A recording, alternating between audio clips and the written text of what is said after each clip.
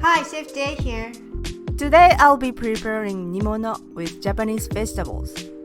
It's a traditional simmered dish and a must-try if you love winter vegetables and enjoy Japanese cooking. The link to the full recipe is in the description. You will need 1/2 of lotus root, 1/4 of daikon, 1/8 of kabocha, 1 tablespoon of shiokoji, 2 tablespoons of mirin, 1 and 1/2 tablespoons of soy sauce. Step 1.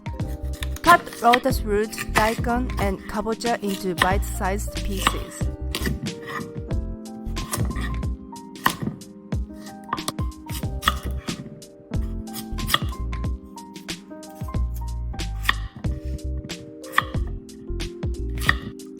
Soak lotus root in water for 5 minutes and drain.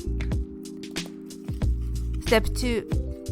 Put the vegetables, shiokoji, mirin, and soy sauce in a medium pot and boil over medium heat. Step 3. Cover the lid and cook over medium heat.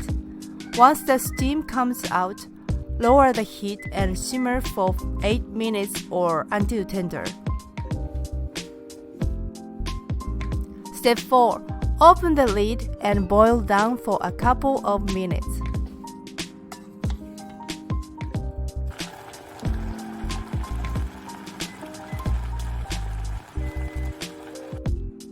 Serve in a bowl and enjoy your flavorful classic Japanese dish.